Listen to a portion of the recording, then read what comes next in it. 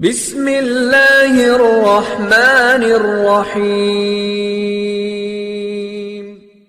شہد کا شربت اگر آپ افطاری میں پی لیں تو فائدہ ہی فائدہ، نہ صرف یہ کہ گردوں کو نقصان نہیں دے گا بلکہ فائدہ پہنچائے گا۔ تو آج کل کوئی اتنا مسئلہ نہیں ہے، شہد کوئی اتنی مہنگی چیز نہیں ہے، خالص ہونا چاہیے شہد۔ شہد کا جو ہے نا وہ پانی میں 2-4 چمچے گھول دیے، اس میں تھوڑا سا لیمن بھی ڈال دیا، اور لیمو ہونا چاہیے، کچھ اور نہ ہو۔ لیمو کے نام پہ آج کل مذاق بھی مل رہا ہے مارکیٹ میں۔ لیمن ہوتا ہے ایک جمیری ہوتی ہے، بالکل لیمو کی شکل کی ہوتی ہے، وہ نقصان دہ ہوتی ہے۔ تو آپ نے اس کو بولنا بھائی مجھے لیمو چاہیے، لیمو، تو لیمن کا آپ نے تھوڑا سا اس میں ڈال دیا، اور شہد بھی ڈال دیا، اور شربت۔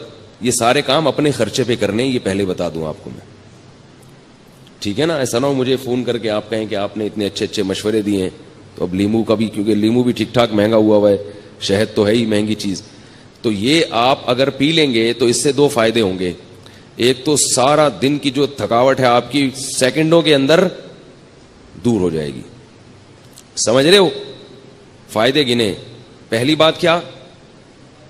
سارا دن کی تھکاوٹ آپ کی دور ہو جائے گی۔ دوسرا فائدہ کیا ہوگا؟ لذت اور مزہ۔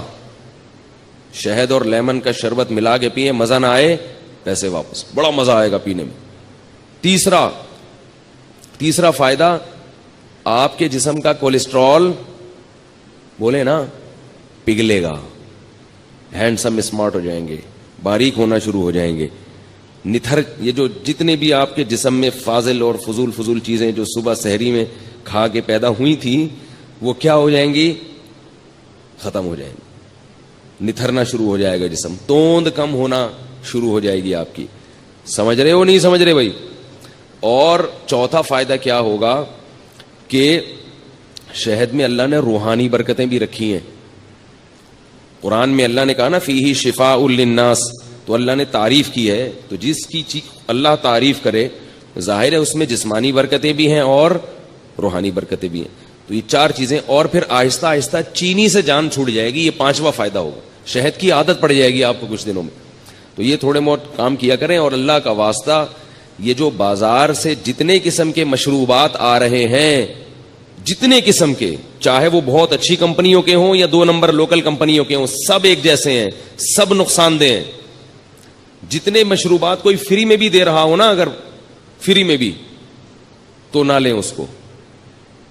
سمجھ گئے کہ یہاں تک؟ البتہ ہمدرد والوں کا جو روح افزا ہے اس کے بارے میں ماہرین کی 2 رائے ہیں۔ بعض کہتے ہیں وہ بھی کچھ ایسنس ہیں وغیرہ، اور بعض کہتے ہیں نہیں وہ خالص عرقیات کا مجموعہ ہے۔ تو مجھے اس کی تحقیق، کتنی اہم باتیں ان کو فری پھوکڑ میں بتا رہے ہیں اور یہ قدر نہیں کر رہے بھائی، تو مجھے اس کی پوری طرح تحقیق نہیں ہے۔ وہ آپ ہمدرد والوں سے پوچھ لیں کہ بھائی یہ 2 نمبر آ رہا ہے، یا جب تک حکیم محمد سعید صاحب زندہ تھے تو 1 نمبر آ رہا تھا، وہ پھلوں کا رس تھا، ٹھیک ہے نا؟ اب پھلوں کا رس ہے یا پرچی پہ پھل لکھ کے وہ پرچی ڈال دی جاتی ہے، اس کا مجھے علم نہیں ہے۔ تو دونوں باتیں سننے کو ملتی ہیں، بعض کہتے ہیں 2 نمبر ہے، بعض کہتے ہیں 1 نمبر ہے، تو مجھے نہیں پتا کہ وہ 2 نمبر ہے کہ 1 نمبر۔ تو آپ کا کوئی جاننے والا ہو تو آپ اس سے تحقیق کر سکتے ہیں۔